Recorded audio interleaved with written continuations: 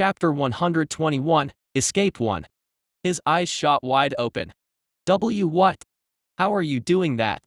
Jack could not believe his eyes. The ground below the castle was covered in darkness. He noticed the shadow monsters, afraid of the darkness, had not stepped into the castle. An entire castle's area was under Neo's protection. The amount of divine energy and mastery of darkness needed for such feat left Jack stunned. Since when could you use darkness to this level? No, wait, I forgot to ask about it, but how did you defeat the shadow monsters inside the castle alone? I'll explain about it later. For now, let's go. Go where? Somewhere not here. Neo added. The darkness is scary to the monsters, but it's not harmful them, since it takes time to devour anything and devouring something alive takes even longer. As soon the monsters realize this, they'll rush in to attack us. Jack nodded with a concerned gaze. He gave the map to Neo, since he took the key, and they left the room. We need to be careful about the shadows too, Jack spoke. Don't worry about it. All of the shadows have been defeated. Arthur's too? I saw it a few hours ago. Yeah. Jack did not ask how many of them died while they defeated Arthur's shadow. He did not want to know. How are we going to leave through that horde of monsters? Jack asked. They stood at the castle gate. Neo posed a different question instead of answering. How fast can you run? I'm pretty slow. Why? We'll run through the shadow monsters. Jack was not surprised. He was getting used to Neo saying or doing batshit crazy things by now. I can summon Phantom Steed. What will you use? I'll run. What? Just summon something. Call a shadow summon for yourself. I can't use that spell. That's the first spell every shadow wielder learns after they awaken their shadow element. Neo, like Jack, was not using mask. Only shadow wielders could do that and survive inside the window connected to World of Shadow. Because they were half shadows themselves. Neo did not say anything, but he found his situation weird. If he was a shadow who devoured the original Neo, he should have awakened his shadow element. But he was not able to use it. If he was not a shadow, or a shadow wielder, it did not make sense why he could survive without the mask. Jack summoned a phantom steed. The black horse had thick legs and blue flames burned at his hooves. Jack sat on top of it. Where are we going? He asked. To the depth level 1.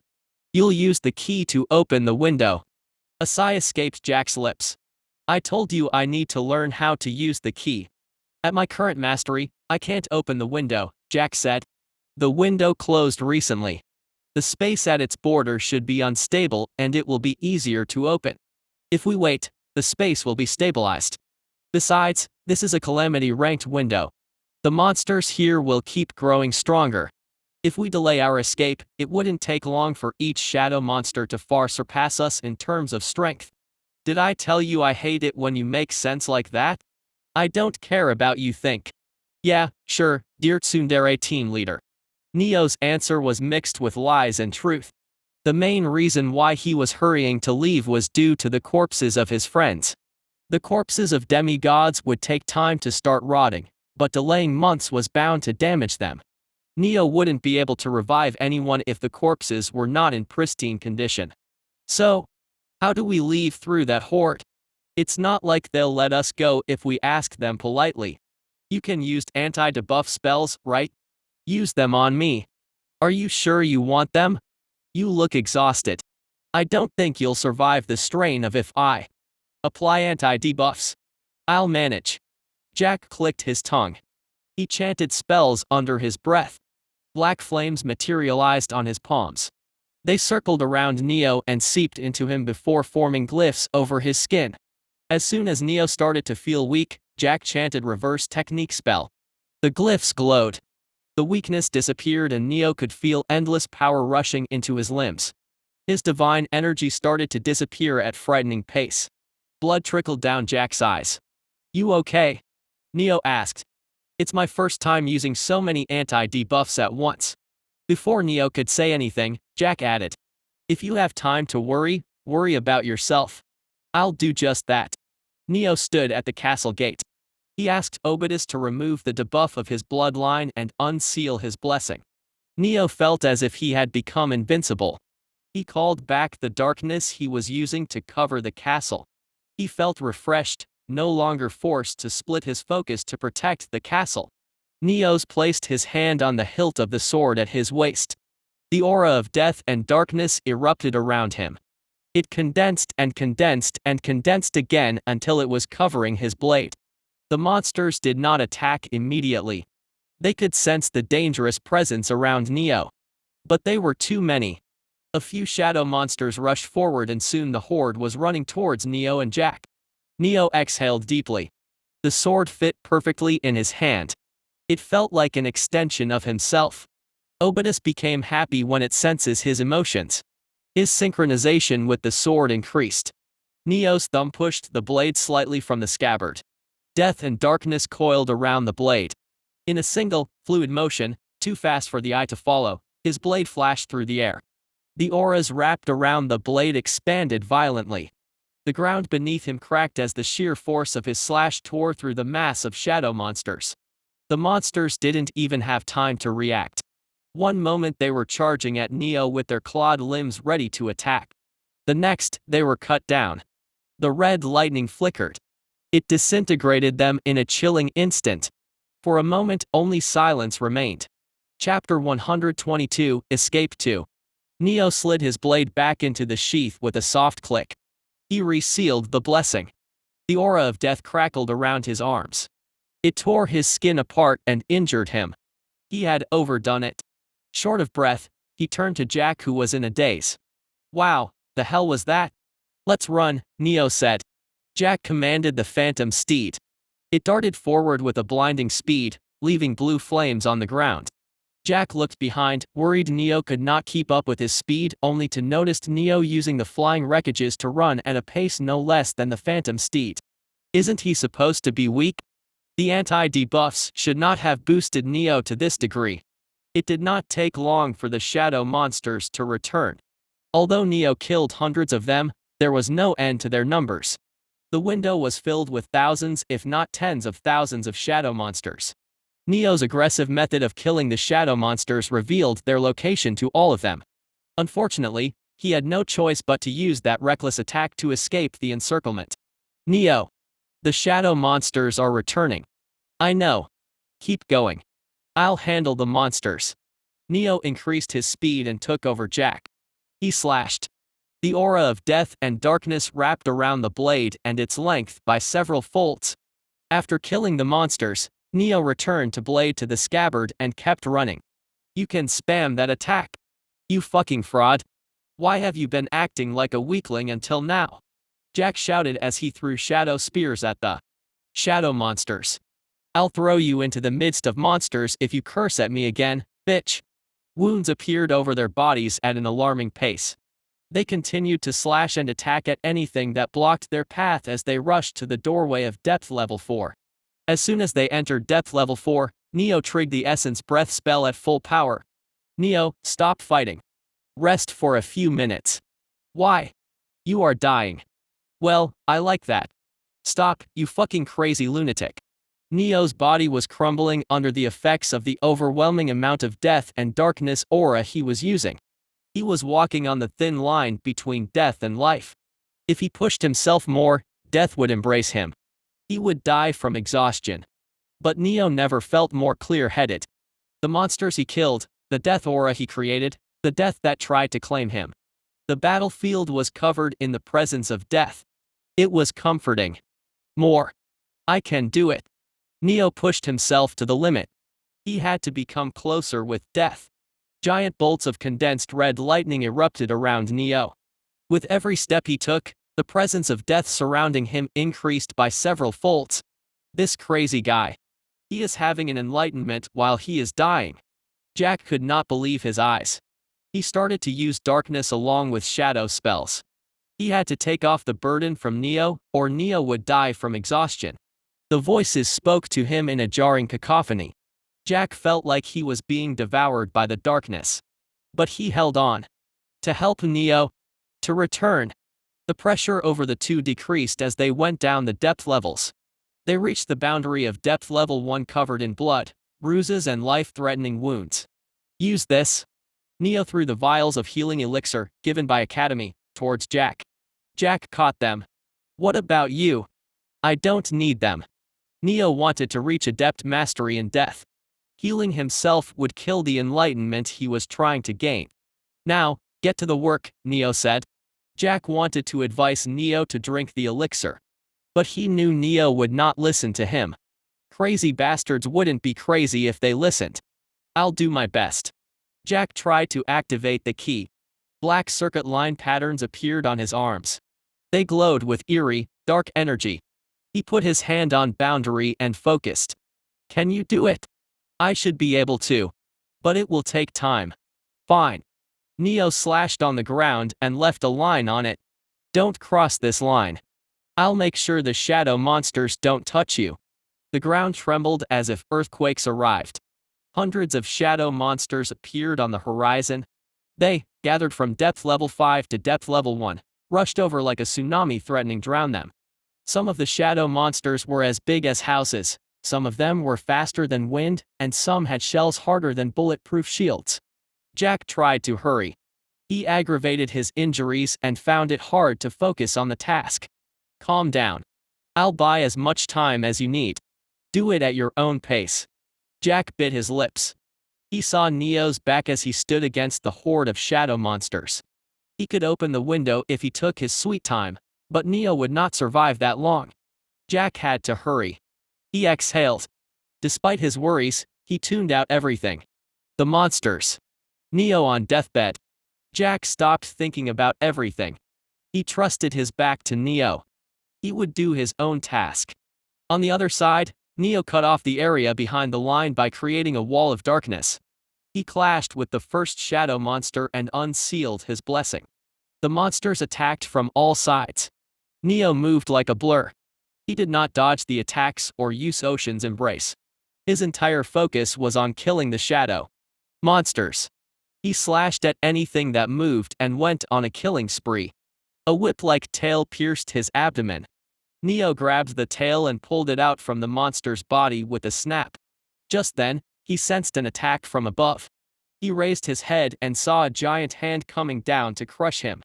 Neo shifted and placed himself between the gaps of giant fingers.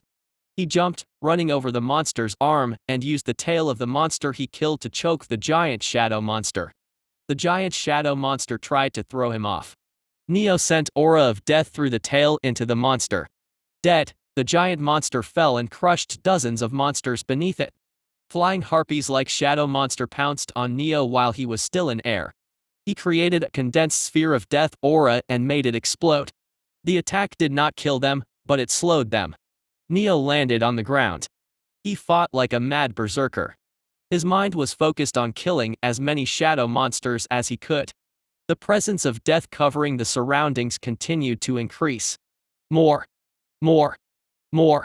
Neo killed any monster that stepped close to the line and the wall of darkness. Time lost its meaning to him. He continued to fight. Suddenly, Jack's voice rang. Neo, it's done. Let's escape. The border of the window opened.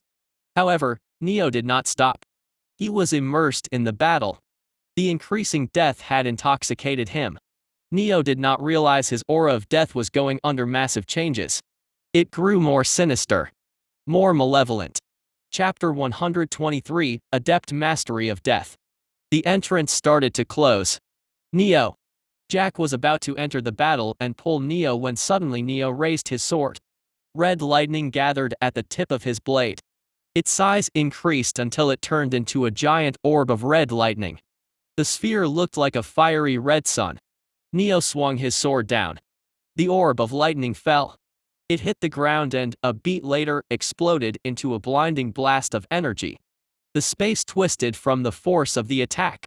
Anything that touched the explosion crumbled into nothingness. Neo created a coffin of darkness to shield himself and Jack. When he removed it, he saw a giant chasm. A massive hole had been punched into the ground.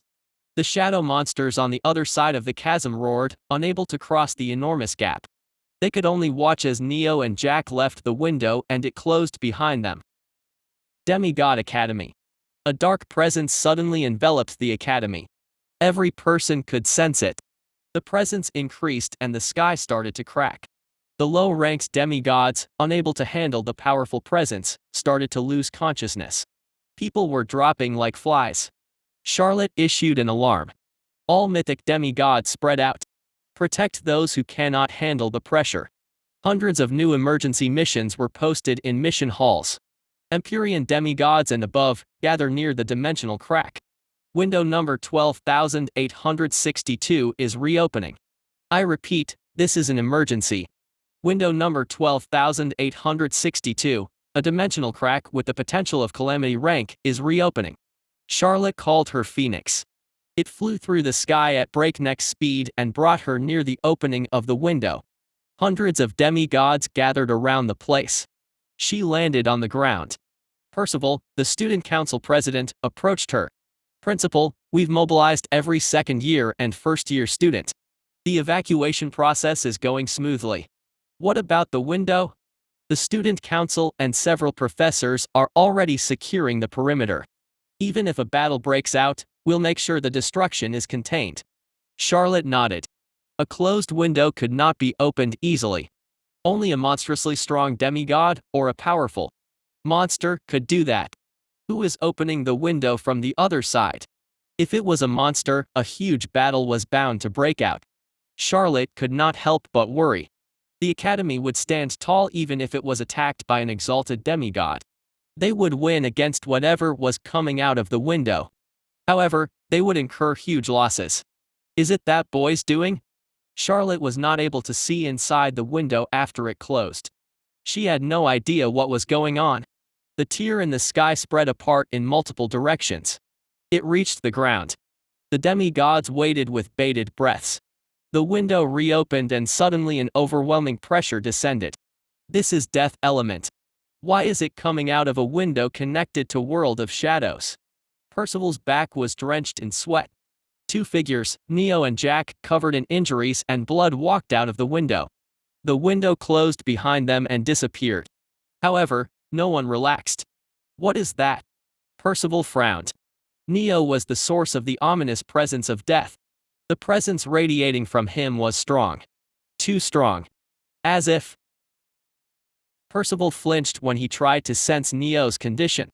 Neo's heart was not beating. He was dead. Yet, he was alive. It was contradictory. His fatal injuries were a clear sign he could not be alive. He shouldn't have been alive. Ready your weapons.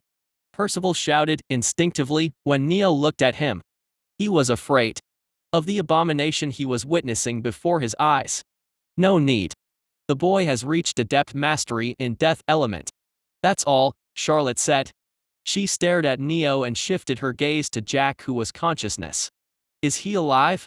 Yes, but he needs immediate medical attention. He forced himself beyond what his body could handle. Neo answered. Charlotte nodded. She looked at the professor responsible for healing injured students. Please, heal that kid. Before Hyla could approach Jack, another professor, Daniel, stopped her. But Principal, what if they are shadows?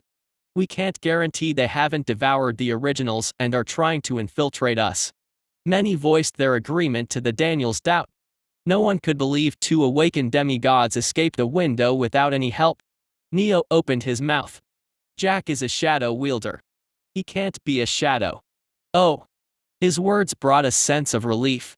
The professor, Hyla, approached Neo and Jack. She took Jack from Neo. After sitting on the ground and placing Jack's head on her lap, she began to heal him. Hyla looked at Neo. What about you? Are you a shadow? Neo looked at Charlotte. The principal nodded and announced. Neo Hargrave's shadow did not appear inside the window. He is the original. After the principal's confirmation and the disappearance of the window, the people relaxed. The fear and anxiety in their eyes was replaced by awe and admiration. Two awakened demigods. They escaped a window, which had the potential to reach calamity rank, alone. And judging by the injuries of Neo and Jack, they could tell which of the two was responsible for the successful escape. The professors gathered around Neo. Neo Hargraves, congratulations on escaping window. You have reached adept mastery in death at such young age. Your future is bright, young man. How about you join my club? I'll help you learn about your element. Back off, you don't even use death element. I'll teach this kid instead. Neo Hargraves. It's my pleasure. Although they did not know the full story of what happened inside the window, all of them understood one thing. Neo Hargraves was a monstrous genius. While everyone was trying to talk to Neo, Charlotte coughed and leaked a bit of her pressure to warn the professors. Give the boy some space. He needs to be healed first. Only then did everyone realize Neo's physical body was dead. He was forcefully keeping himself alive after reaching adept mastery in death. But he would soon die completely. Chapter 124, A Deal with the Principal. All of you can return to your posts. Neo Hargraves, come with me, Charlotte said. She summoned her phoenix.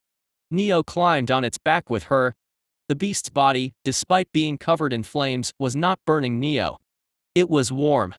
They reached the mansion of Top of Clouds and entered the study room. The principal called the puppet maids. Prepare tea for us. Understood. The puppet with silver eyes brought them tea. Neo drank it quietly. Let's settle the important topic first. How much time do you have left? Charlotte asked. A few minutes at best. Neo raised his palm. Sparks of condensed red lightning flickered around his body. Although dead, the death could not embrace him. He was manifesting the death, which came for him, outwardly and stopping it from pulling him into the underworld. Charlotte opened her mouth. The life element and holy element can't heal you since you are technically dead. The elixirs won't work either. We'd need to reverse time of your physical body and return it to the state before it died. Only then can we heal you. What are you trying to say, Principal? I can recommend a healer with time element to heal you. But what do I get in return? Charlotte asked as she sipped the tea. I'm sure it's Academy's job to provide healers to the students who've returned from S-rank mission. It is. But what can you do if I refuse? Neo smiled as he heard her. He could see where Elizabeth had gotten her habits from. What do I need to pay to be healed? Don't leak the news about what happened inside the window. I'm sorry, but I don't understand what you mean, Principal. Is it possible that you saw something unethical and now you are trying to bury the news? Her expression worsened. Neo knew exactly what she wanted and he was trying to act oblivious. Lucas attacked. I want you to keep quiet about it. Oh, you mean how he backstabbed me? Neo faked a sad expression. I must say I was quite scared back then. Do you know how I felt when the heir of Zeus clan tried to kill me? Charlotte's eyebrow gave a slight twitch. She had seen how Neos forced Lucas to run away with tail between his legs. Scared. It was like saying a lion was afraid of a hyena. It was impossible. He knows he has the upper hand in the negotiations, Charlotte thought. If Neo was a normal demigod, she could have threatened him. Unfortunately, he was the little brother of Henry Hargraves, and it seemed her disciple fancied him. Charlotte could not let him die. Or else, there would be consequences. Neo understood this. A sigh escaped Charlotte's lips. I'll be upfront. If you reveal Lucas' betrayal, the Academy will be forced to take strict action against Lucas. The Zeus clan won't take it lying down. At best, they'll crush Hargraves Corporation to take revenge. At worst, they'll declare the Academy as their enemy and demand us to spare Lucas in order to stop a war from breaking out.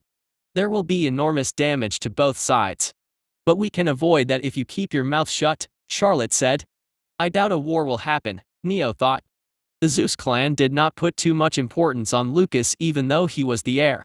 There was a slight chance the Zeus clan would protect Lucas to save their image. However, it did not matter. Henry would protect Neo. Knowing how strong Henry actually was, Neo was not worried about any god clan. Besides, there was a high chance Elizabeth would take his side too. What if I refuse your offer, Principal? I'm immortal. I can just revive after I die. So you won't accept the deal? Oh, I will. But I want to change the terms of the negotiations. Charlotte went quiet after hearing his words. Neo smiled when he saw her confused expression. He did not want the Academy to punish Lucas. He did not want to kill Lucas either. After dying multiple times, Neo realized death was not scary to everyone. Living, even though the times were difficult, was more painful to some people. Lucas was one of those people. Neo would turn Lucas' life living hell. He would take his revenge with his own hands and not through someone else's help. He would make sure Lucas regretted making an enemy out of him. If you don't want to be healed, then what do you want? Give me the corpses of those who died in the mission. Charlotte's face stiffened. Each student that died had a high-profile background. Especially Leonora. She was once-in-a-century genius. The Poseidon clan had high expectations of her. The families of the deceased had demanded the corpse of their children. It is nearly impossible to deny the families since they already know the corpses of their kids were brought back. That's not my problem, is it? You fulfill your side of the deal, and I'll fulfill mine. Charlotte's brows creased. She was stuck between a rock and a hard place. In the end, she chose the lesser evil. Fine. I'll do as you want. But I need to know why you want the corpses. A heavy pressure hit Neo. Charlotte spoke in a chilling voice. I'll kill you with my own hands if you are planning to devour those corpses. I won't do that. Then what is it?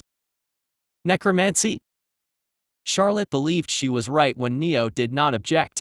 Neo, on the other hand, let her misunderstand his intentions. He had no plan to reveal the existence of the resurrection ritual. Since we've decided to go ahead with the deal, please let Nathan keep the corpses for now. I will take them from him. Neo stood up. I'll be taking my leave. Wait, take this. Charlotte threw a badge towards him. Go to Professor Daniel in Mediation Hall and get yourself healed. Neo nodded. He was about to leave when Charlotte spoke again. And keep our conversation secret. Especially from Elise.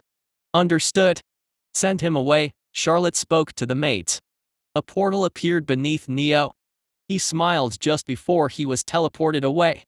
It was good doing business with you, Principal.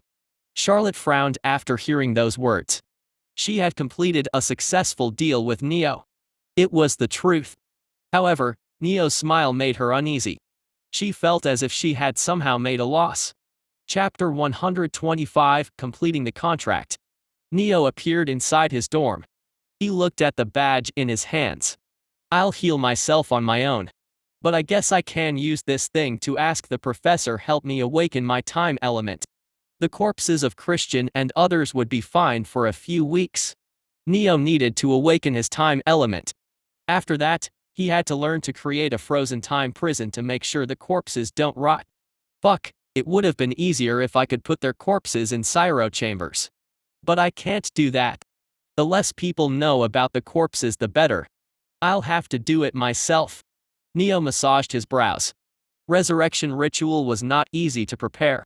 The entire academy was within the principal's range. He could not get the sacrifices here or she would know. I can only wait until the second semester starts and we are given the permission to leave the academy. As he entered the room, his body started to stop functioning. He could not control his left hand or his mouth. Looks like I'm about to die. Neo sat on the sofa. He closed his eyes. 490th floor, Hargraves Corporation. The butler entered the office after the knock. He saw Henry going through some documents. Master, I have received the news from the spies we've put in the academy. The young master has returned alive. I guess I don't need to go there and rescue him. Henry nodded, his eyes fixed on the documents. Anything else to report? Yes, young master has reached adept mastery in death element and he likely as strong as top 5 students in his year. A smile appeared on Henry's face. Contrary to him, the butler looked anxious. Master, if young master continues to grow at this rate, then it's fine. We'll cross the bridge when we get there. Henry cut off Sebastian before he could complete his words. He added, I want Neo to be strong enough to fight them instead of making sure he stays weak and hoping they spare him. A sigh escaped Henry's lips. He closed the document and took out a cigarette. Fuck. Arthur's private training room, Seraphim Hall, Demigod Academy. The noises of blades clashing echoed. Arthur disappeared and reappeared around the place. He kept attacking Mars. Mars used his fists, which were as hard as steel, to block the attacks.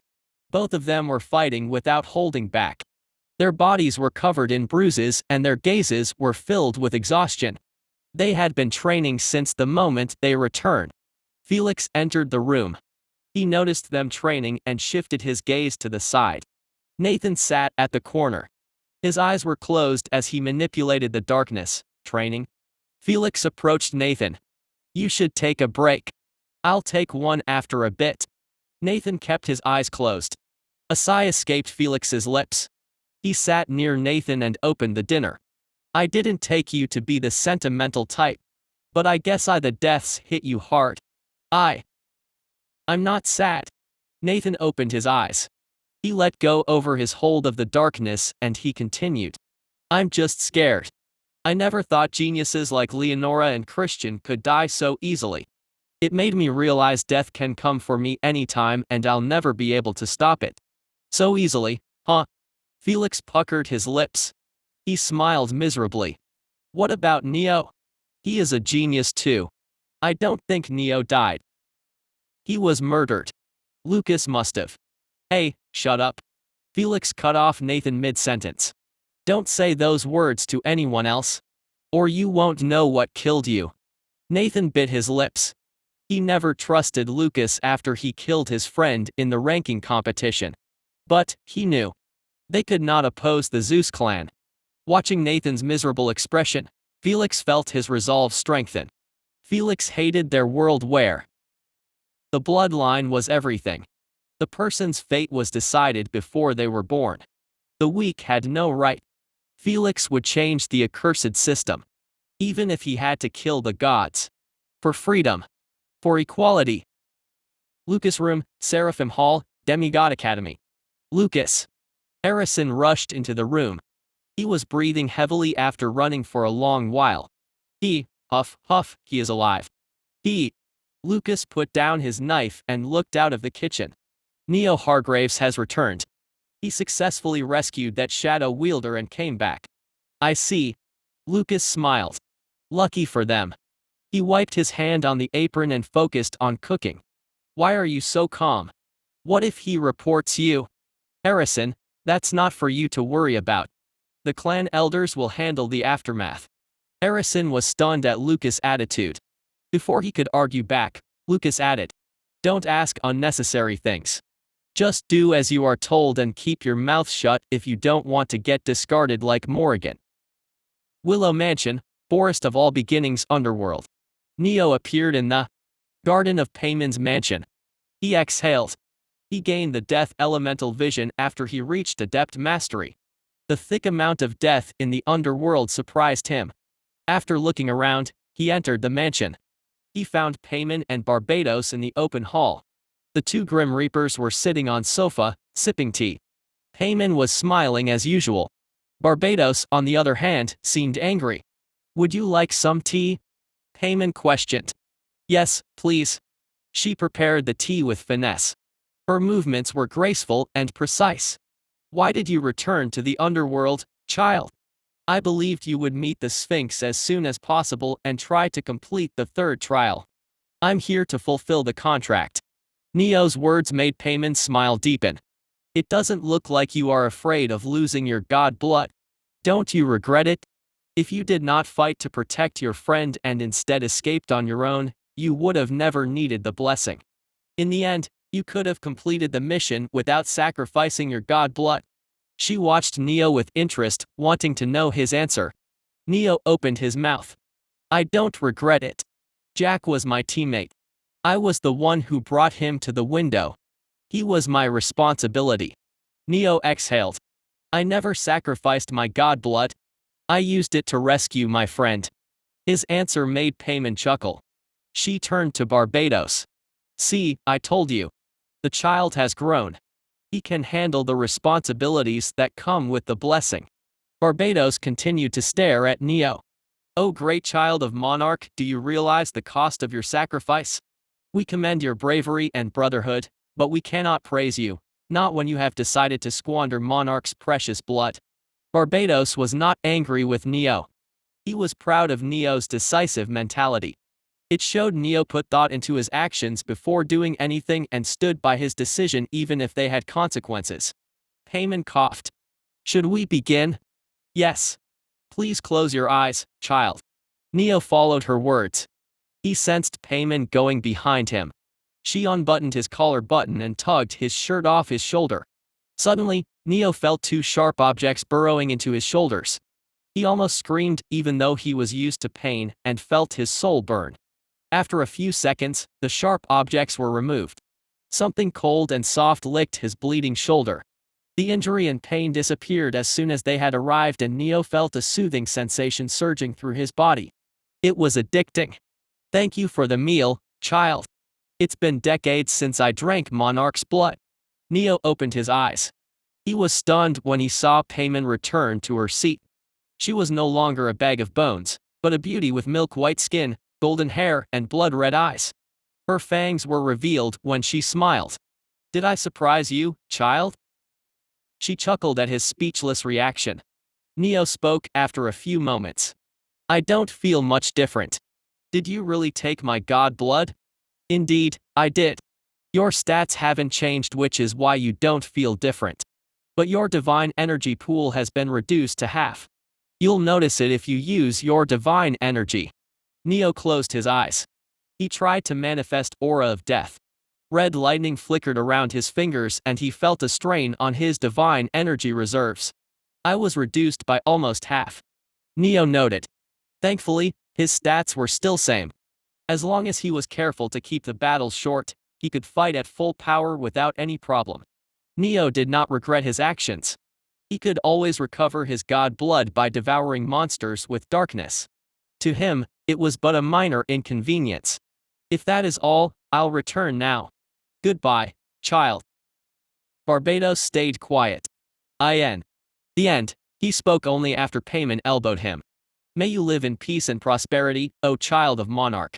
See you later. Neo used the immortal and arrived back into his body in the world of living. Chapter 126, Hallucinations. Neo, revived, opened his eyes. A burning sensation surged through his body. He clutched his heart and doubled over. Groans escaped his lips. He lacked the divine energy to heal completely after the revival. The torturous pain nearly knocked him out when suddenly Neo felt someone place their hand on his back. A comfortable flow of energy entered his body through those hands. The pain disappeared. Healed, Neo raised his eyes. Amelia? What are you doing here? I came to check on you. She scratched her cheeks. After helping him sit on the sofa, he prepared a drink for him. Thanks. Neo sipped the drink. But how did you enter the room? I'm sure I locked the door. Neo, congrats on completing the mission. Amelia, don't change the topic. Mom gave the keys to me. Why does she have keys to my room? She has the keys to my room too. Amelia stared at him in annoyance. You should be happy you don't need to share the bed with her. She sleeps with you? Yes, and she. Amelia let out a subdued, frustrated scream. I can't sleep with her. She hugs me too tightly. I haven't slept properly a day since she came here. Neo placed the empty cup on the table. Why didn't she come to meet me herself? She doesn't want to meet you right now. Mom's frustrated she couldn't help you. Amelia sighed. She is thinking she failed you. What? Don't ask me what goes through her head. Amelia shrugged. She stood up. I came here to check up on you. You can rest now.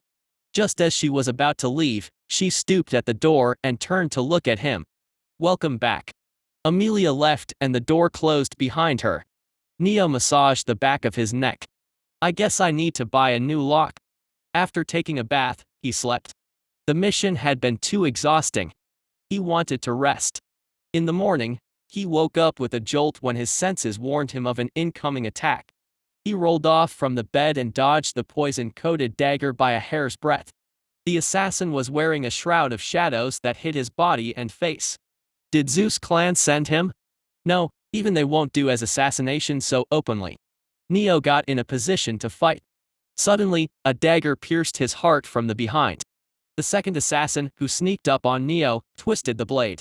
Neo looked down at the tip of the blade coming out of his chest. How? His death affinity never warned him of the sneak attack. Neo woke up. He was breathing heavily and drenched in sweat. Looking around, he noticed it was only midnight. Was it a dream? He grabbed his forehead. It was too realistic to be a dream. The faint headache made it hard for him to think straight. Hearing the voices, Neo realized it was not a simple dream. It was a hallucination created by the darkness. Seems like I overused the darkness during the mission. I can't control it properly anymore. The volume of the noises increased. Neo could not sleep. The hallucinations of the assassins began to appear in front of his eyes while he was awake. He groaned. His head felt like it would explode. Amidst the countless voices speaking to him, he heard the voice of Obidus. Hold me. Neo. The sword called out to him. Neo found it hard to concentrate. He bit his lips and tried to look around the room. The hallucinations made it hard for him to find the sword. One moment, he was falling from the sky, the other he was burning alive, and suddenly, he was fighting the assassins. Neo. Move to the right. Continue forward. The sword guided him through the hallucinations. He reached the place where the sword should have been. Yes, now grab me. Neo held the air in front of him. He felt the cold grip of the handle in his arms as his control over his elements was boosted by Obidus. The voices disappeared along with the hallucinations. Neo was back in his room. He fell to his knees, shivering uncontrollably. Thanks you, Obidus. A surge of positive emotions appeared in his mind. No need to thank me. I will always help you no matter what. Now, go sleep. You need rest. Neo nodded. He held the sword in his hand and lay on the bed. Normally, Neo kept a lid on his darkness affinity to stop it from going berserk. He could not hold the lid down while he was asleep. It was not a problem until today since his darkness affinity was never strong enough. But after the mission his darkness affinity grew a lot stronger. He could not suppress it anymore unless he was diverting his focus towards it, which was impossible to achieve while he was asleep. Neo did not know what he would have done without Obidus. The sword increased his control over his elements. He had to sleep with the sword in his hands if he did not want to fall victim to the hallucinations again. In the morning, Neo received a notification from the Academy. All participants of the recent S-rank mission must report to the assembly hall in 1 hour. Mission evaluation report will be distributed. Please make sure to attend the meeting. He ordered the food to his room. After filling his stomach, he moved towards the venue. He met Jack on the way. Hi, Jan, how are you? Good enough, I guess. What about you? Did you stay awake the whole night? I've been sleeping since we returned. I'm tired due to the side effect of the revival. Jack answered as he yawned. The two reached the assembly hall. They met Arthur, Felix, Mars, Sean and Nathan. Noticing their sorrowful expression, Neo spoke. Why do you all look like shit? Arthur raised his head when he heard Neo's voice. He stared at Neo. It's just that too many died during the mission. Leonora, Clara, you. Suddenly, Arthur closed his mouth. He stared at Neo, turned his head, stared at Jack, turned his head, and stared at Neo again. Felix, can you pinch me? Sure, but pinch me too. Felix, in her female body, stared at Neo and Jack with a stupefied expression. The others were no different. Arthur winced when Felix pinched him. Neo. Are you really alive? Yes, I am, and please stop acting like you saw a ghost. You are alive. Arthur jumped from his seat. He hugged Neo and Jack with a speed that made them think they were hit by a truck. You are alive. You are alive. Tears strolled down Arthur's cheek. His voice cracked. Thank you for being alive. Jack looked at Neo with awkward expression, not sure of what to do. Before Neo could do anything, Felix followed Arthur's example and hugged them tightly. After a minute of crying, Arthur calmed down. He wiped his tears and stared at Neo. How did you survive? Lucas told us you stayed back to buy time for us. Lucas told you that? Yes. Isn't that what happened? Neo smiled. He saw Lucas, Harrison, and Cassandra entering the hall from the corner of his eyes. Actually, yeah, that's what happened back then. Then how did you return? Chapter 127, Mission Evaluation Report. Attention all students. Please return to your seats and stop talking. A young professor stood at the podium. He glared at Arthur and Neo's group for making a commotion. They sat down. After the ceremonial speech, where the professor talked about the deaths and difficulties they faced during the mission, he invited the principal on the stage. Charlotte arrived.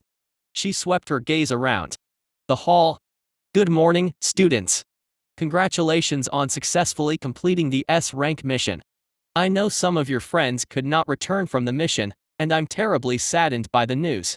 But I hope this defeat would not cause you to crumble under the losses you've suffered, and instead serve as the nourishment for your growth. She spoke a few words for the condolences before moving towards the mission evaluation. I'll be announcing the mission evaluation report. This report is solely to serve as a reminder for your performance during the S-rank mission. The professors who've compiled the reports, myself included, hope these reports will help you understand the areas where you are lacking. Charlotte coughed before she added. The parameters included in these reports are calculated using the devices included in your gears. Some of you might think the reports are unfair, and that means you still haven't understood how much you are lacking. I hope all of you are understanding students and will not complain about your results. Charlotte wore her glasses and flipped the pages in her hand. Arthur Kingsley. Mission Evaluation, C. Number of shadows defeated, 0. Number of shadow monsters defeated, 28. Summary. Arthur has a good control over his elements and is a capable fighter. He can cover his own weakness perfectly. However, he is bad at teamwork and is susceptible to emotional outbursts. Charlotte added. Arthur's Kingsley, come up on the stage and take your report. The summary I've said is only a small part. The report itself has a detailed assessment of your performance spanning several pages. Arthur stood up and went to take his report. After he returned, Charlotte continued. Mars Everhart. Mission Evaluation, B+. Number of shadows defeated, 0. Number of shadow monsters defeated, 42. Summary. Despite being a proud student and one of the strongest demigod among his peers, Mars repeatedly showed his calmness by following his team leader's orders even though he wanted to do otherwise. His performance of protecting his two teammates on depth level 2, while the others went to depth level 3, was exceptionally noteworthy. Mars took his report. Charlotte continued. Harrison de Valemont. Mission Evaluation, C-. Number of shadows defeated, 0. Number of shadow monsters defeated, 20. Summary. Harrison has a good grasp of his techniques, and he has shown his potential for further growth. His biggest flaw, however, is his pride. He fought his shadow alone, even though he could have asked for help, and was nearly defeated. Harrison grunted when he heard the report. He turned his head to stare at Neo for a short moment before taking his report file. Lucas de Valemont. Mission Evaluation, B+. Number of shadows defeated, 1. Sean's shadow. Number of shadow monsters defeated, 17.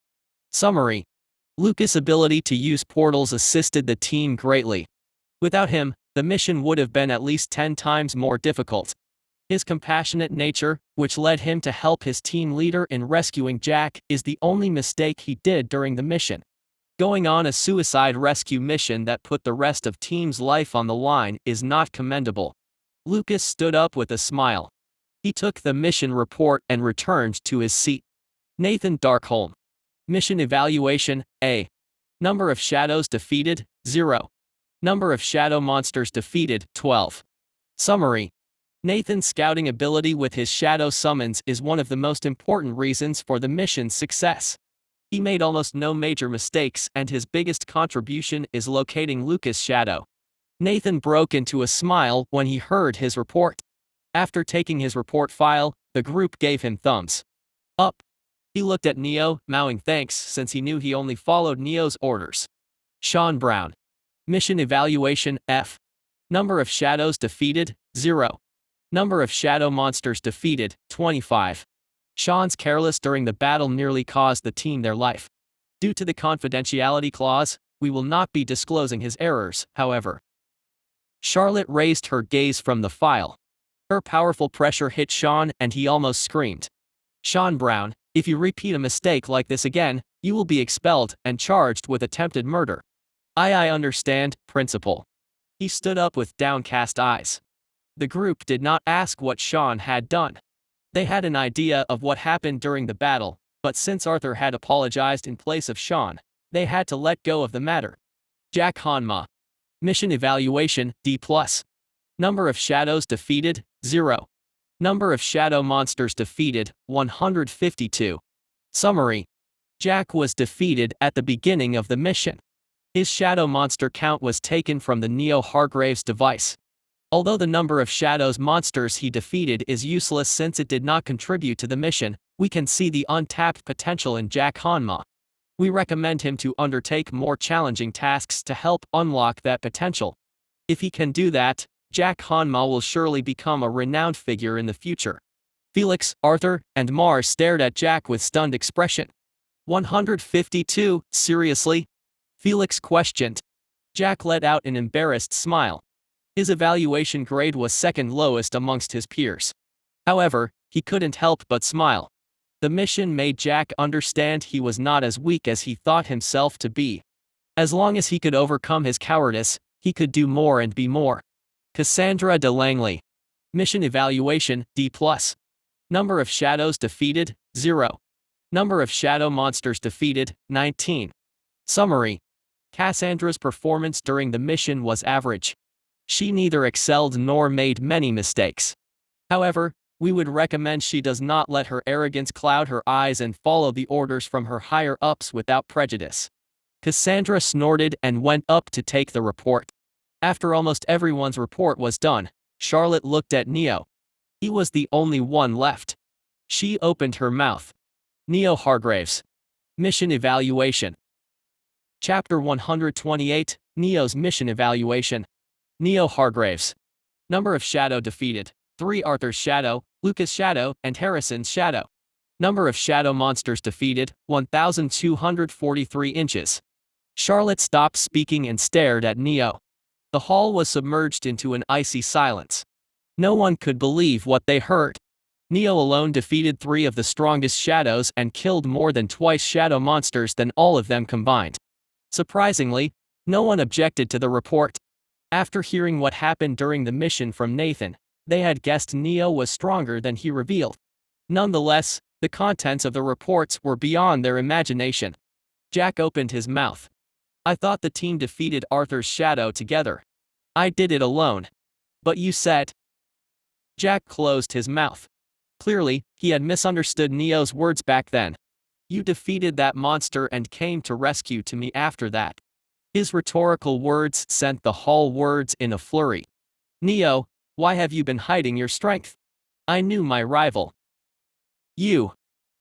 They surrounded Neo and spoke without a break. Silence. Charlotte shouted. The mission evaluation has not ended yet. The group became quiet. They returned to their seats. Neo-Hargraves, it's clear to everyone that the mission's success would have been impossible without you. However, you failed miserably as a team leader. You left only 3 members at depth level 2. Did it occur to you what would have happened if a shadow managed to sneak past you into depth level 2? Those 3 could have died and your path of retreat would have been blocked. You failed to make proper use of Mars Everhart. Despite being one of the strongest demigods in the mission, he barely had any opportunity to make use of his strength. You did not take into account the probability of Lucas' shadow appearing when you entered the window. Your carelessness led to death of Gwenda Langley, Kendrick de Valemont, Clara Brown, and Jack Hanma. You failed to pursue Leonora von Villiers and took her to depth level 3 when she was in no condition to fight. Your lack of decisiveness led to the death of a once-in-a-century genius. After the first defeat against the shadows, you should have retreated and left the window. But you did not. Instead of low-risk and low-reward scenario, you took the high-risk and high-reward path, which led to death of multiple students. Your death affinity was an important technique to detect the ambushes. It could decide the life and death of entire team.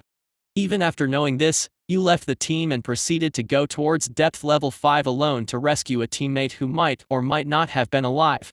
It needs to be mentioned you had no surefire method of defeating Arthur's shadow. You gambled with your life and the entire team's life. Mission evaluation F-.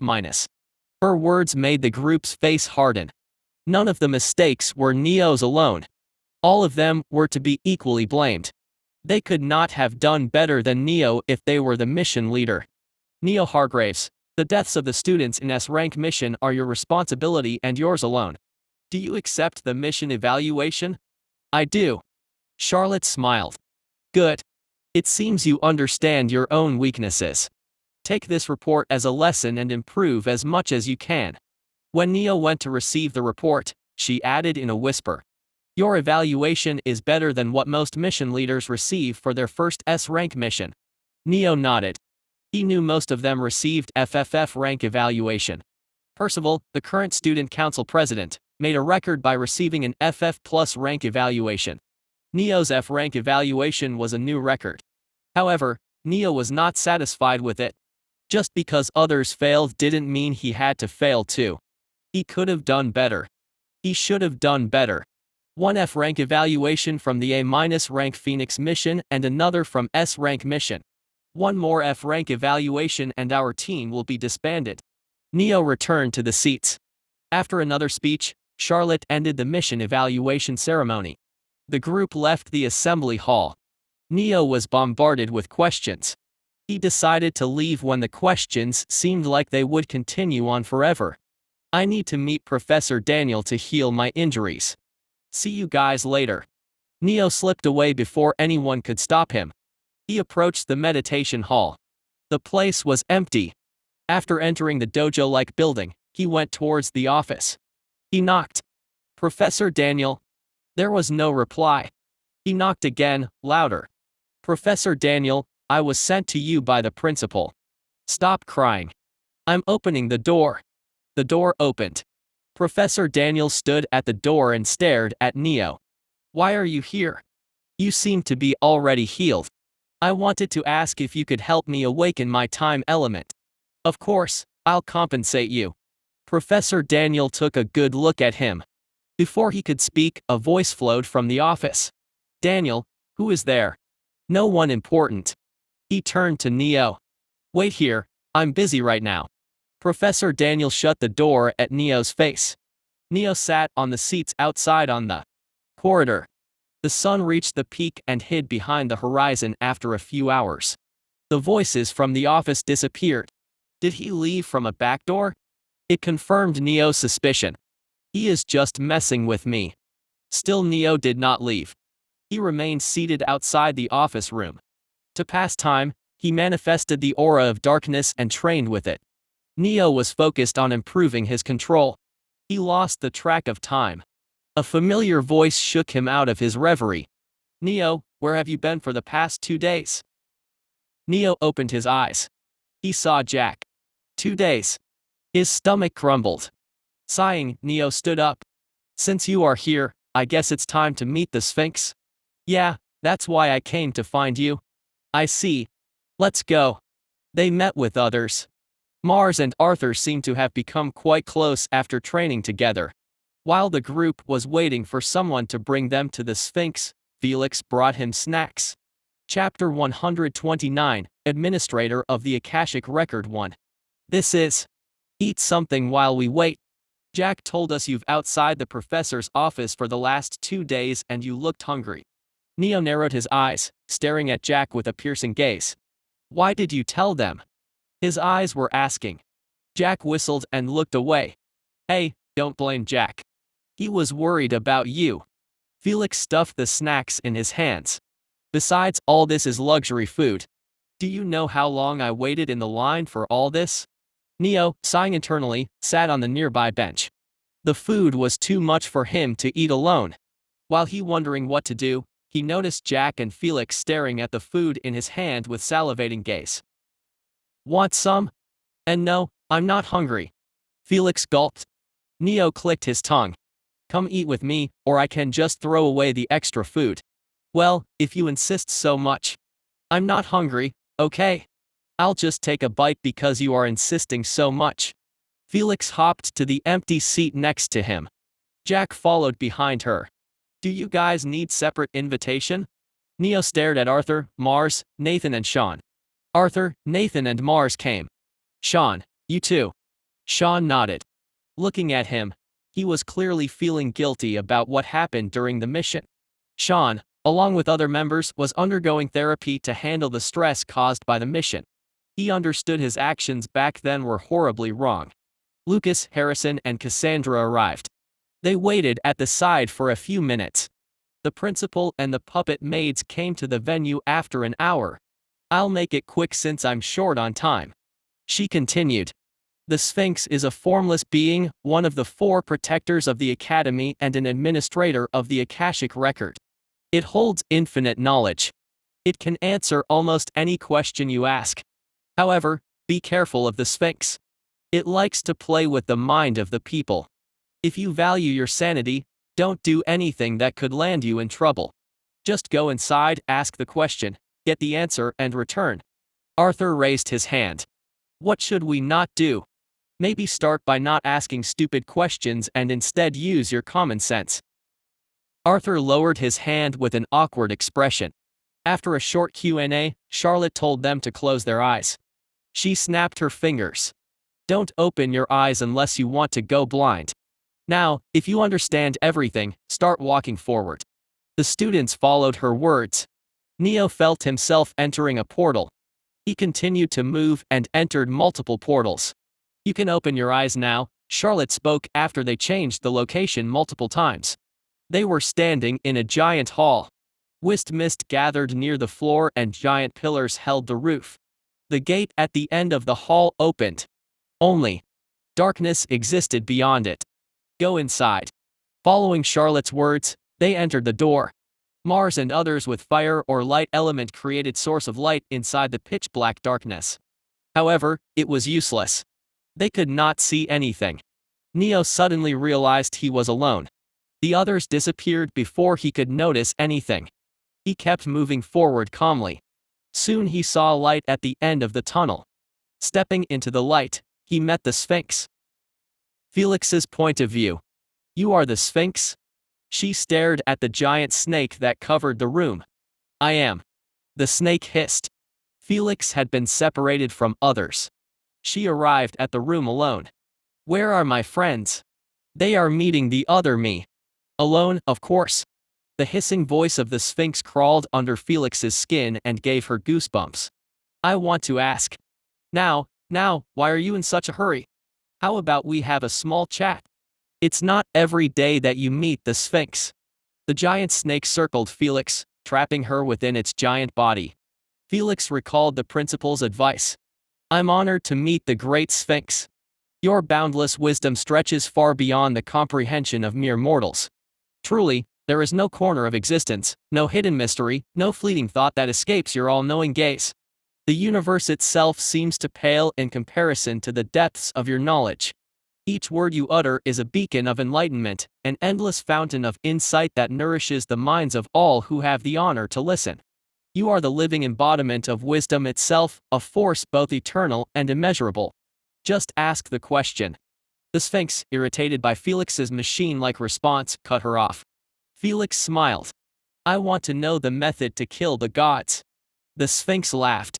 Its eerie laughter was a mix of hissing and rasping sounds. Arthur's point of view. I greet the Sphinx. Arthur bowed to the being in front of him.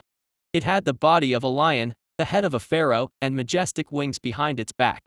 The Sphinx sat on the ground. One of its front legs rested over the other with regal grace. What is your question, child? Arthur realized the Sphinx was not trying to do idle talk. He wondered if the principal's advice was wrong, or the Sphinx was not interested in chatting with him. I want to know why I have been given the name Kingsley. Oh, you are not going to ask about the whereabouts of your father? Arthur flinched. He became wary. How do you know about that? I know everything, child. I know you were raised by your grandfather alone on a mountain. I know what kind of life you've lived until a few months ago. I know why your grandfather mysteriously disappeared. And I know why you are searching for. Shut up. Arthur shouted. He was breathing heavily. His eyes shook. Are you not going to ask about your father because you want to find him yourself? The Sphinx smiled. Arthur glared at it. Just answer the question I've asked about. I thought you would attack me if I poke you a bit. Seems like the mission taught you an important lesson. What? Arthur felt something was weird with Sphinx's words. It was as if Arthur was the Sphinx's goal. Chapter 130, Administrator of the Akashic Record 2. Did you put that mission up to? 2. To help you grow through the loss of your friends. You. Arthur lunged at the Sphinx, his daggers drawn. An invisible force struck him and smashed him back into the wall. His vision blurred. The attack nearly knocked him out. Child of lightning, you've inherited the purest blood of Zeus. That's why you are the rightful owner of the words Kingsley. Arthur's father was the great sky god, Zeus. The news would have shocked him if it was not. For the current circumstances. They died because of me. Arthur felt like he was being crushed under the weight of the truth. Mars' point of view. Mars entered the giant library. The shelves stretched as far as his eyes could see. He looked around. Each book contained a different spell, a different technique, a different knowledge. However, all of it was useless to him. His cursed body could not use anything. Suddenly, a voice spoke to him. Ask your question, child. Mars looked around. He could not find the Sphinx. No need to search for me. This form is your visualization of me.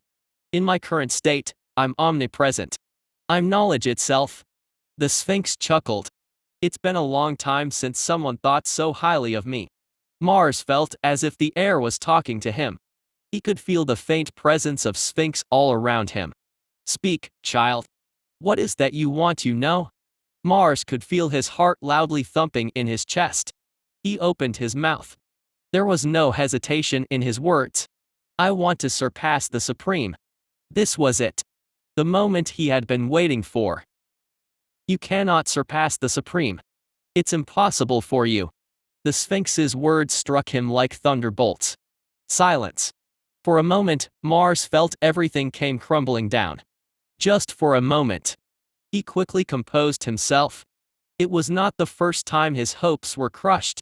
Child, I will allow you to ask another question. The Sphinx's words were generous. But Mars felt it. The Sphinx's ill-intended excitement. It wanted to see how Mars would crumble. Unfortunately for the Sphinx, he had long learned to keep moving forward no matter how thorny his path was.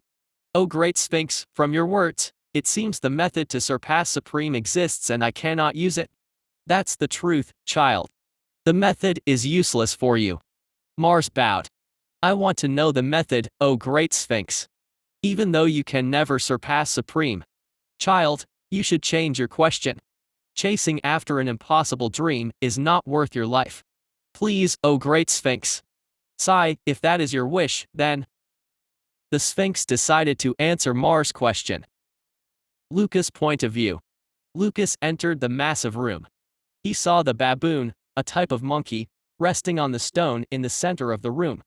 A giant blue cube, made of millions of smaller glowing cubes, floated in the sky. Its Akashic record, the baboon spoke. It smiled. Greetings, heir of the mighty Zeus clan. Or would you prefer puppet of the mighty Zeus clan? Contrary to the Sphinx's expectations, Lucas' smile did not crack. He gave a pretentious bow. It's my honor to meet the omniscient Sphinx. The baboon licked its lips, irritated by Lucas' smile. I don't like to talk with those who are the same as me. Just ask your question and leave. You are far too generous to compare my inconsequential self to someone as great as you, O Sphinx. I humbly thank you for your kind words. Yeah, hurry up. I want to know. Lucas raised his head to stare at the giant cube in the sky. Why is the Akashic record being created?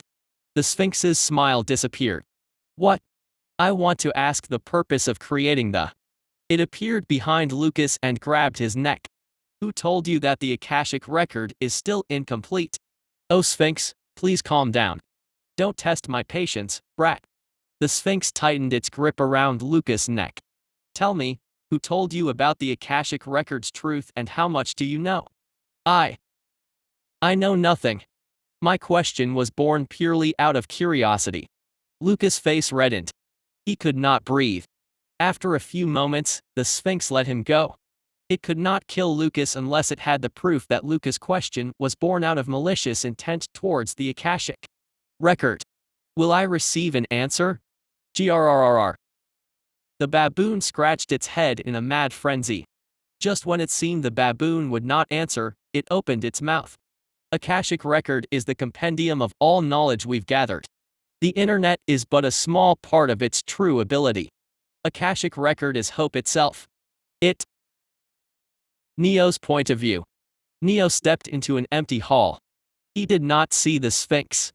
An unfamiliar voice flowed into his ears. This is interesting. Although everyone knows I'm formless, they end up associating me with an image even if that image is formless itself.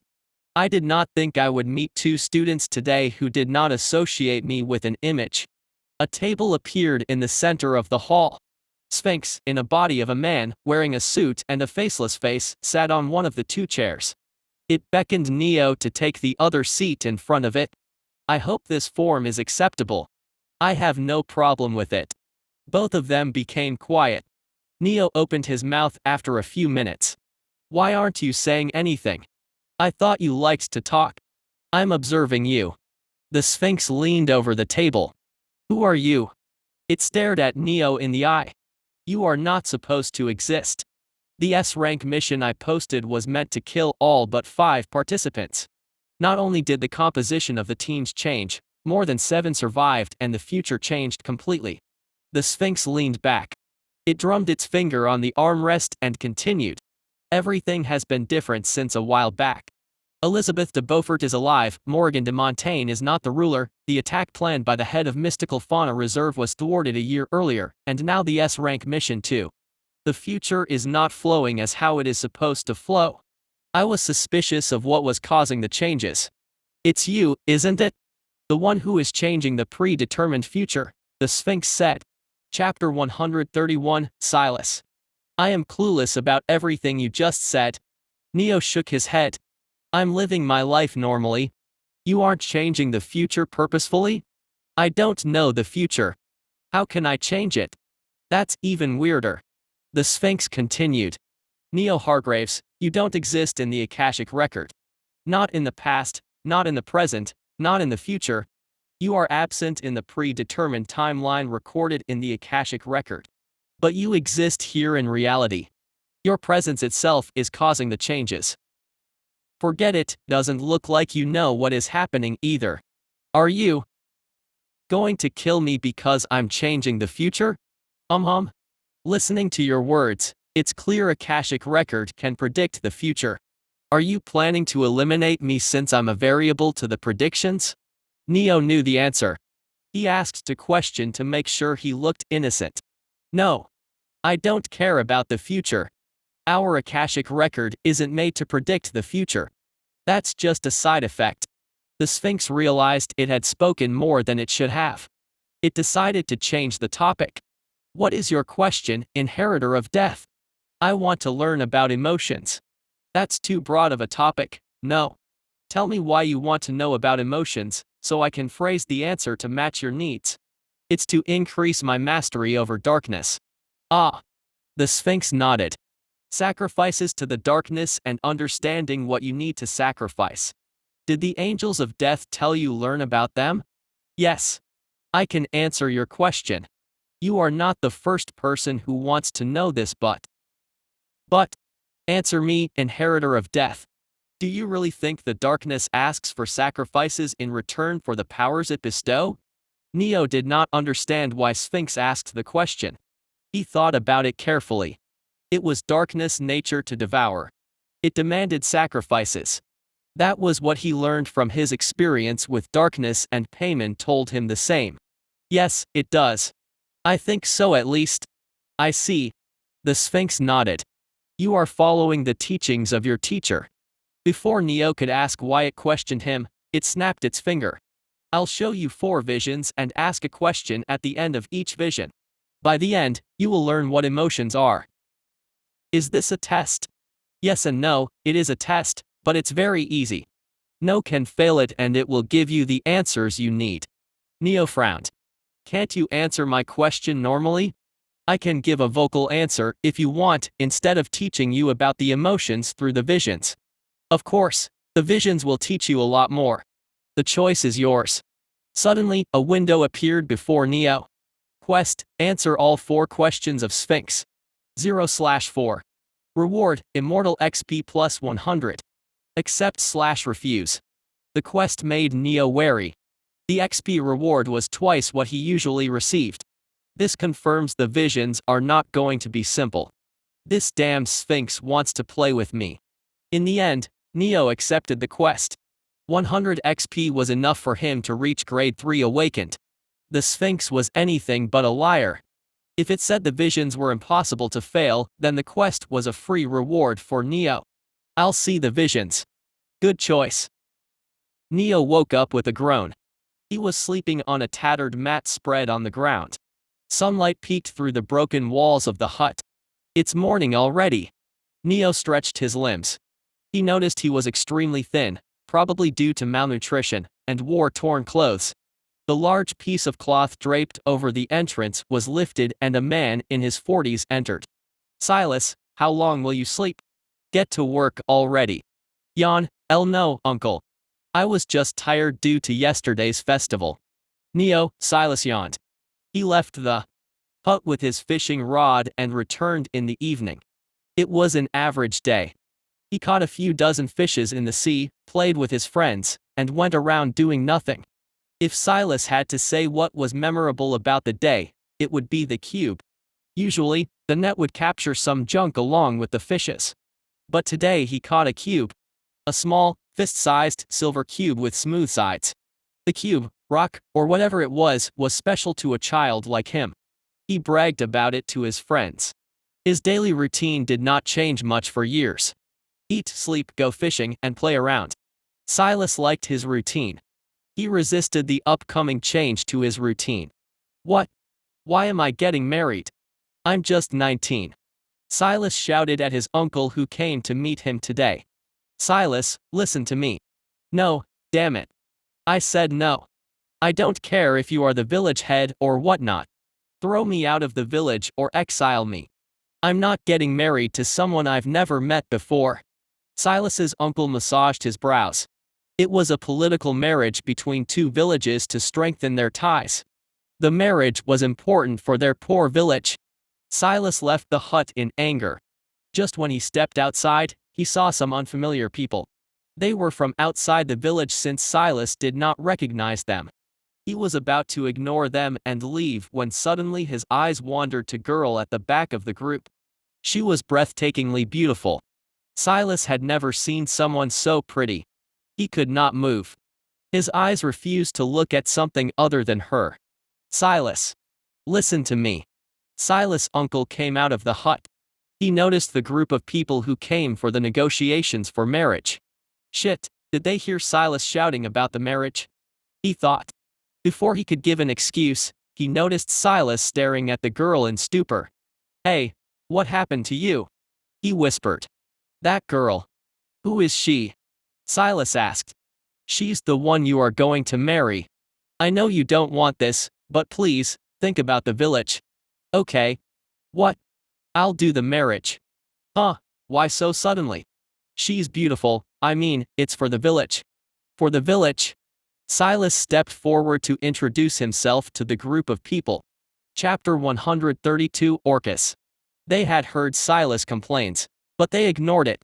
After all, it was rare for youngsters to accept political marriages so easily. Silas married Quella after a few months. The start of relationship was rocky. Silas and Quella barely knew anything about each other. Although it was a marriage born of out their village's needs, they fell in love with each other as time passed.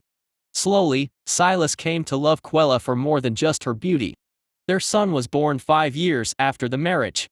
Silas, the current village head, named his son Ron after his late uncle. He was happy with his life. Just when he thought his life could not get any better, Quella gave birth to twins Iris and Isla. Watching his children grow, Silas realized his ambitions. He wanted to develop his village to make sure his children had no lack of resources. As time passed, so did Silas' fame. The village slowly became a town. Silas gathered talented people from around the place to help him govern his growing town. Quella continued to assist Silas in the administration and other areas. Over the years, she gave birth to 2 more children. Silas' love for her only increased. He never took another wife and treated Quella with same care as when they first met. Time continued to pass. Silas reached 80, and he was on his deathbed. Quella. Hey, are you there? I'm here, she whispered softly. Quella took his trembling hand in hers gently.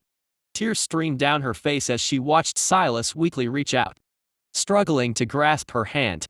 Their children were gathered around. They were crying. "Kay, Quella, are you there? I can't see you. I'm here. I will always be here." Her voice broke. She took out a silver cube she always carried with her and placed it between her and Silas' hand. "This is silly, this was your first anniversary gift to me." She smiled, recalling how Silas had forgotten their anniversary back then. He gave her the cube to make it look like he prepared the gift beforehand. She had carried it with her since then. She knew the cube was something Silas kept close to himself since his childhood. How many years ago was this? Silas asked. It was. Quella continued to talk to make sure Silas did not feel lonely. Before long, Silas stopped breathing. Her tears did not stop. Neo gasped. He was back in the hall with Sphinx. Disoriented, he looked around. Tears streamed down his cheeks. How was the vision, inheritor of death? Did you learn something after 80 years? You. Neo threw away the table with a snap of his wrist. He grabbed the Sphinx by its collar and raised it in the air. Send me back to my family. Send me back to my world. My wife, my children are waiting for me. That was a fake life. It was a mere fragment of the past. Neo froze. He understood the Sphinx's words in his head. Countless emotions crushed his heart. Anger, longing, loss, despair. Emotions that weren't his own.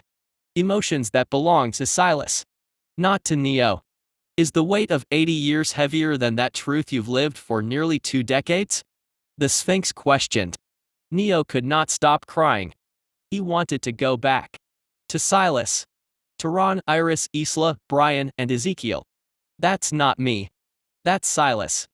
I can't lose myself to fake memories. He tried to tell himself. He kept his head down and he felt emptiness growing in his heart. Inheritor of death, it's time I asked my question. Neo raised his head. The Sphinx, despite being faceless, seemed to be smiling. If I were to send you to the past and let you meet Quella, would she treat you as her husband or Silas? Neo felt something snap. He had already drawn Obidus, removed the debuff and activated the blessing, before he could think. The aura blade passed harmlessly through the Sphinx. It chuckled. What about Silas and Quella's children? Would they call you father? Or would they treat you as a stranger? Neo lunged at Sphinx. The aura slashes left deep marks on the ground. They did not do anything to the Sphinx. Why are you angry, inheritor of death? I did not harm you or say anything offensive. It was a simple question with a simple answer. Quella or her children will not recognize you as their family. Neo stopped. The words cut deeper than any wound. He sat back on the chair. What is your answer? Silence, is it? That's fine too. It's an answer in and itself. The 80 years Neo spent as Silas overwhelmed him. Start the next vision. Already. Yes. The next vision would not be easier. But it would overwrite the memories of Silas. Neo wanted to erase them, even if it meant facing something far more agonizing in return. Neo stitched the wound. He patted the crying patient's shoulder. It will be fine now. IW will live, right? Doctor, please save me. You don't need to worry. Your wounds have been treated and they will heal with time. The soldier started to cry while thanking him. Neo, now Orcus, moved to the next patient. He continued to treat them to the best of his ability. However, he could not save all of them. He left the medical tent late in the night. Good work, doctor. Yeah. Orcus nodded. Good night, Lucy, and be on time tomorrow. He returned to his home. Quite late. An old woman was waiting for him. She took his briefcase and the overcoat. You are late again. The old woman Anna looked at him with worry. Why don't you ask the emperor to increase the number of doctors in your ward? There are doctors are in need everywhere, Anna. The emperor can't send them to us if there is no one to send. TSK, that stingy emperor. He should take better care of the best surgeon in his kingdom. It's the war's fault, Anna, not the emperor's. And I'm nowhere near as good as the best surgeon. Even the old man Dazai is better than me. Dazai will kick the bucket soon. You'll be best in due time. Chapter 133, Quella's Descendants. Orcus looked at his mother's grin in exasperation. Whatever floats your boat. Although Orcus acted cheerful, the war was taking a toll on him. He had to see dozens of people begging to him to save them every day. His heart was crushed when he lied to them, assuring them they could be saved. It's the war's fault, eh? Orcus lay on the bed. He stared at the roof. His thoughts wandered. Sigh, I hope the war ends soon. The next day was not easier. The war showed no sign of stopping. Orcus' medical skill increased with plenty of surgeries he was doing each day. He did not know how to feel about it. It was not as if he was saddened by the deaths. By now, he was used to them. Orcus just could not forget the look in the eyes of his patients when they were about to die. Damn it, it really makes me feel shitty. Maybe I should have chosen a different career. The war lasted a few years. Orcus was promoted to senior surgeon. In a few months, he would become the royal surgeon. Congrats. Anna hugged him. My baby is about to become a royal surgeon. Ha ha ha, I can see it. Long lines outside our place for an appointment with the Orcus Hargraves. Now, I just need to find a good lass for you and I can leave without worry, Anna said. Hey. Watch what you are saying. Orcus smiled. You are too lively to die. He showed the pamphlet to Anna. And I need to complete these tasks if I want to become the royal surgeon. Who knows, maybe I'll fail. Bah, there's no way my child would fail. Orcus left for the task the next day. He, along with several other surgeons, had to go towards one of the remaining front lines and treat the wounded soldiers there. Orcus encountered a problem during the job. What did you say? Tavernishka lo verinder, shall tinak v. Oh, shit. Orcus stared at the woman, who looked like someone from his kingdom, thanks to her silver hair, with anxious gaze. Please, tell you can understand my words. Please. Orail den. Frosca. Emel de charu votrelin, cashed valorendo. Although her words were sharp, she was too weak and could barely speak in a whisper. Only Orcus heard her. He closed his eyes. Damn it. The woman was a soldier of the enemy kingdom. Those idiots rescued her due to her hair, didn't they? One of the nurses approached her. Dr. Orcus, is there a problem? That. The foreigner woman glared at the nurse. Orcus used a cloth to shut her mouth before she could say anything. He spoke to the nurse. This patient seems to have received a shock. Bring me. He listed the name of the herbs. After the nurse left, Orcus removed the cloth from the woman's mouth. Looking at her not being a bit thankful, he sighed. Do you know I just saved your life? Wait, you do.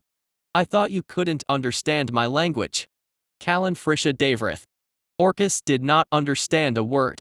Still, he could guess what she meant. You understand a bit of it? The woman nodded. After treating her wounds, Orcus left the tent. He sighed. I really fucked myself over by saving her. Damn this. Doctor's ethics. The war on the remaining front lines ended in the few weeks. While he was there, Orcus did his best to make sure no one realized the woman was a foreigner. They returned to their kingdom's capital along with the soldiers and the yet-to-be-healed patients after the final battle ended. The administrator demanded a report from Orcus when he said he would take the foreigner woman with himself. Are you saying you are taking Vanessa? Yes, Vanessa, with you because she has not been healed yet. I did say that. What about her family? She is orphan. Husband? Relatives? Nothing.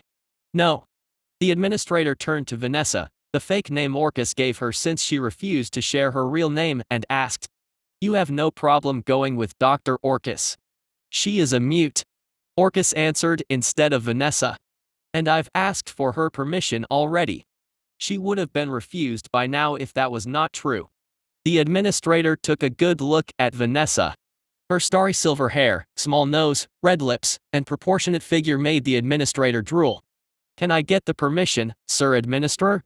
Orcus stepped in front of Vanessa, shielding her with his body before she decided to punch the administrator. "TSK, I can see why you want to take her with yourself."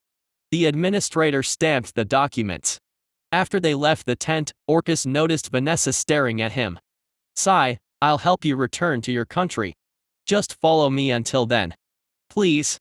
Because if you get caught, my head will go flying with you." He returned to his home. Anna was waiting for him. The whole neighborhood was gathered with firecrackers and boards ready to celebrate his homecoming. "Congratulations, Orcus. Your promotion to royal surgeon has been." Anna noticed Vanessa walking closely behind Orcus. She blinked before she shouted enthusiastically, "My baby has brought a girl home. He is not a boy anymore." Vanessa flinched when she heard the loud noises of the firecrackers. She grabbed Orcus' arm. Orcus massaged his brows. It took him a lot of time to convince his mother that he was not in a relationship with Vanessa and she was his patient. Time continued to pass. Soon, the channels between the Hazriel Kingdom and Pangaea Kingdom were reopened. Orcus approached Vanessa's room to tell her the news. He noticed her praying to a small silver cube in her hand. A sharp pain tore through his head when he saw that cube. The cube. Quella. Vanessa. Descendant? He groaned in pain. Neo's ego surfaced for a short moment. It was quickly suppressed by an unknown power. Orcus snapped back to his senses. He noticed Vanessa staring at him with concern. He pointed at the cube. "What's that? I've seen you joining your hands in front of that cube for the last year. Is it your god or something like that?" Chapter 134, Until We Meet Again. Vanessa nodded. She stared at him, as if asking why he came to her early in the morning. That. Orcus found it hard to say she could now return to her kingdom. They had been together for almost a year. Orcus would be lying if he said he did not have any feeling for Vanessa. He did not want her to leave. Sigh, what am I thinking? She hasn't even told me her name. It's pretty obvious how she feels about me. Orcus told her he could help her sneak back into Hazriel Kingdom since they reopened the path. Vanessa was not as happy as he expected her to be. She barely smiled. A few weeks later, Orcus met an illegal smuggler and ensured the safe passage for Vanessa's return. He felt melancholic when she left without even revealing her name to him. "Why do you look so down?" Anna asked him. "Is it because that witch left?" "Huh? What do you mean by witch? She was a foreigner." "Did you really think I wouldn't realize it after spending a year with her?" Orcus sighed. He finally understood why his mother suddenly stopped pushing him to start a relationship with Vanessa. "Stop thinking about that witch. Today is your big day. You are being promoted to Emperor's personal surgeon and—" Anna stretched her words as if to create a sense of anticipation. "I'm receiving an award too." "Huh, you? It's for being a patriotic citizen." Orcus' eyes widened. A smile bloomed on his face. "Congrats." "Yes, let's celebrate after we return from the ceremony." Orcus and Anna visited the royal palace. Today was the recrowning of the emperor after they won the war. The young emperor started with the ceremonial speech. Neo did not pay much attention until the emperor presented a small silver cube to the audience. "We have triumphed at last in capturing the spawns of the devils. Behold, this is the undeniable proof of their treachery. Before you stands the demonic tool they worship." With a sweeping gesture, the emperor pointed towards Orcus. "For helping us bring these devils to justice, I, Lysander Kingsley, the emperor of Pangaea Empire, will be awarding the patriotic citizen, Anna Hargraves." Orcus' heart froze when he saw his mother walk towards the stage. The silver cube in Emperor's hand belonged to Vanessa. His mind connected the dots even though he did not want to do so. He remained seated in a daze until the end of the ceremony. After its end, the emperor came to meet him and thank him for his contribution in the war. Orcus' mind failed to register the words. His feet moved after the emperor left. Orcus, where are you going? Orcus! Anna shouted. He ignored her. His feet brought him to the gallows of the royal palace. The soldiers did not stop him when they recognized him as the emperor's personal surgeon. Among the dozens of headless corpses of Hazriel Kingdom's higher-ups, Orcus easily recognized the corpse of a familiar figure. He crouched next to it. Vanessa's. Orcus' voice was unnervingly calm. After receiving the confirmation, Orcus returned to his home. He did not know what he was doing. His body continued to do the daily chores like always. Anna could not watch Orcus like that for long. Why are you acting like the world has ended? Do you even know the witch's true identity? She grabbed him by his shoulders when he remained silent. She was the princess of that kingdom. You found her while she was escaping the rebels. Vanessa's kingdom was defeated due to betrayal of spies of Pangaea hidden among them. She had to hide among the soldiers since her whole kingdom was searching for her, and the front lines were the last place they expected the princess to visit. Anna's face contorted when she noticed the listless expression on Orcus' face. What kind of black magic did that witch do on my child? She broke into tears. Orcus returned to his room. He lay on his bed, staring at the roof. He didn't cry or feel sad. Just empty. In the morning, he was folding his blanket when suddenly he noticed a paper beneath his bed. A letter. He opened it. To Orcus. Thank you for saving me and sorry for leaving without a word. Are you angry now that you realize I can speak your language? To be honest, when we first met, I was ready to embrace death, which is why I spoke only in my kingdom's native tongue. But fate works in mysterious ways. I survived, thanks to you. As we spent time together, the distance between us shrank. Did you feel the same? You must wonder why I never expressed these feelings aloud. I was afraid. If I grew too close to you, I feared I would abandon everything to stay by your side. I had to return to avenge my family. But as I write this letter tonight, I find myself torn between choices. I don't want to leave you. This may sound selfish, but please wait for me. I promise I will return to you, even if it takes years. Yours, Proserpina. Orcus' tears stained the letter. If you could talk, you should have done that. Neo opened his eyes. He was back in the hall with Sphinx. How was it? You did not spend more than 5 years in that vision. Was it easier than the first one? The Sphinx was having fun. How are you feeling? Angry at Anna. Neo stared at the Sphinx silently. He opened his mouth after a few minutes. What is the question? The Sphinx chuckled. Neo did not cry. He could not cry. Not anymore. My question is, will you forgive Anna? What if I told you Anna did everything to save Orcus? If Vanessa, or Proserpina if we use her true name, was caught, Orcus would have been beheaded. Even if Vanessa returned after a few years, she could have not been with Orcus because she was the enemy kingdom's princess. Anna knew Orcus would have been heartbroken no matter how their story played. She became the villain, serving as a convenient outlet to Orcus' pain. After all, isn't it easier to cope with sadness when you have someone to blame for it? The Sphinx took a step and appeared before Neo. Now tell me, are you angry at Anna? Will you kill her and then kill yourself like the original Orcus? Chapter 135, Dios. Silence again, huh? Fine, I have no problem with the answer you've chosen. The Sphinx appeared back on the chair. Remember how you are feeling right now. You aren't thinking logically, right? If you could, those fake lives wouldn't have mattered to you. Your emotions are clouding your judgment. They are the reason why you can't let go of your experiences of those visions. Start the third vision. The Sphinx chuckled. As you wish. The belt hit Neo's arm.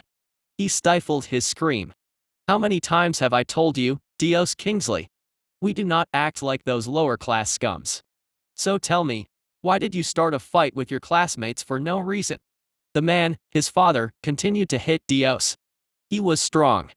far stronger than a child like Dios. Still, Dios did not apologize. He believed he was correct for what he did. He fought the bullies because they hit his friend. Dios did not say anything to his father. He knew the man would not listen to him. You are special, Dios. You mustn't fall into the wrong path. Fighting like thugs isn't what you should do. The man caressed his head after the beating. Dios nodded. He returned to his room.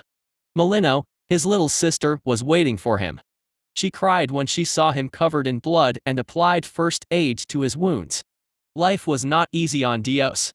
Although he was born in the influential family of Kingsley, his family never treated him as a human. They treated him like some kind of a trophy, or a machine. A machine they had to make sure it turned out perfect. They would beat him, they would give him lectures, force him to learn things he would never need his life. Molino took a look at his tomorrow's schedule.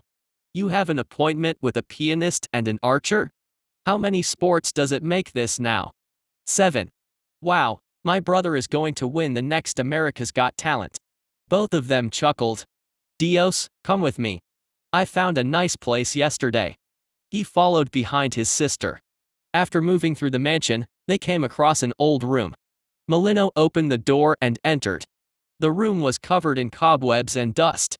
She removed the photo hung on the wall and showed him the door behind it. How did you even find this? I saw Mom entering it a few days ago. Molino flashed a smug grin. Dios patted her head. And she giggled. Unlike the rest of the family, Molino treated him like a person. She always tried her best to cheer him up. The two entered the hidden door. After following the downward stairs, they stepped into an ancient-looking hall. Sculptures, jewels, weapons.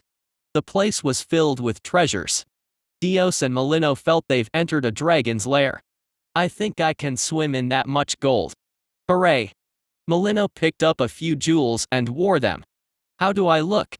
Beautiful, my lady. Ho, you have a way with words, my knight. I'm impressed. As a reward, you can take anything from my personal vault. The siblings laughed at their own antics. While Dios was looking around, he came across a glass cabinet. A silver cube rested inside it. What are you doing? Molino questioned. Dios gasped when he realized he was trying to open the cabinet. And nothing. Let's go. We've been here for quite a while. They'll start searching for us. He stared at the cube as he left the place. Years passed and Dios became a university student. His life was still fucked up due to his family, but he learned to focus on the happy times. Everything was good. Until it wasn't. What the hell? Dios stepped out of the crashed car. He was bleeding all over, but he ignored his wounds and tried to help the driver out of the car. Suddenly, the driver groaned. It spun its head in the opposite directions and tried to bite Dios. What? Dios' body reacted before his mind. He punched the driver's head with his full strength. He was a moment late to realize he had failed to hold back. The driver's head exploded. Before Dios could feel the guilt, the headless corpse moved. What? Why is it moving? He backed away. Strange noises entered his ears. Looking around, he noticed people with peeled or cracked skin, walking around, groaning, and biting others. Zombies. A sense of excitement surged through Dios' heart until he recalled Molino. Shit. He dashed towards his home. On the way, he noticed people becoming infected if just a drop of zombie blood or saliva fell on them. However, it did not happen with everyone. Dios was one such example. He jumped over the gates of Kingsley Mansion with his inhumane agility. The place was filled with zombies. Dios crushed them without holding back. Making sure he did not kill them would only waste his time. To him, his sister was worth more than all of their lives combined. Dios did not find her even after searching the whole mansion.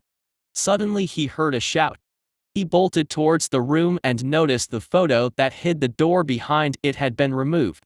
The voice came from there. I'm sure of it. He entered the secret vault. Molino was inside. A sense of relief washed over Dios' heart. She was alive. He noticed Molino holding the silver cube in her hands and crying. Molino. I'm sorry. I'm sorry. It's my fault. It's my fault. I'm sorry. I'm sorry. She continued to mutter the same words. Dios grabbed her shoulders and shook her. Molino. Snap out of it. She turned to him, her eyes swollen from crying. I didn't know this would have happened when I touched it. It suddenly opened. I'm sorry. I'm sorry. Open what? This. She showed him the silver cube. One of its sides had disappeared and he could see the hollow area inside.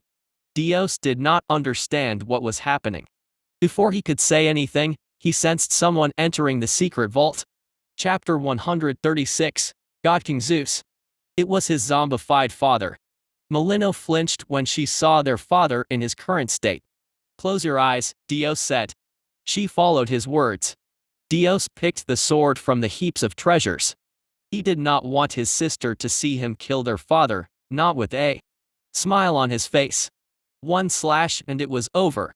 Although the zombies were stronger than an average person, Dios had always been an inhuman freak in terms of physical ability. He never met anyone better than him. Let's go. Keep your eyes closed until we leave the place. Dios helped his sister out of the treasury. The world changed that day. Zombies, mythical beasts, monsters straight out of comics appeared. A small portion of people started to awaken supernatural powers. They were revered as gods. Dios and Molino were a part of the majority. They remained unawakened. Dios was not sad. Even if the world was turned into hell in just one day, he became free. Molino, however, continued to blame herself for the apocalypse. According to her, opening the silver cube was the cause of everything. No one really believed her. The two siblings roamed the shores of America. They met all sorts of people. Dude, see this? They are really calling themselves Titans, Aids spoke. Hell, their leader is calling himself Kronos. Aids laughed as he drank inside the bar. Molino sat next to him, hanging on to his words with rapt attention. Dios sat a bit far from them since Molino did not like him intruding on their couple time. Damn it, she was always Dios this, Dios that, when she was a child, but that bastard stole her away from me. He downed another shot while crying his heart out. Although he did not show it, he was happy. Molino was overcoming her trauma thanks to Aids' help. While Dios was downing one shot after another, he picked the newspaper. The newspaper stopped printing when the apocalypse began. The Titans brought it back.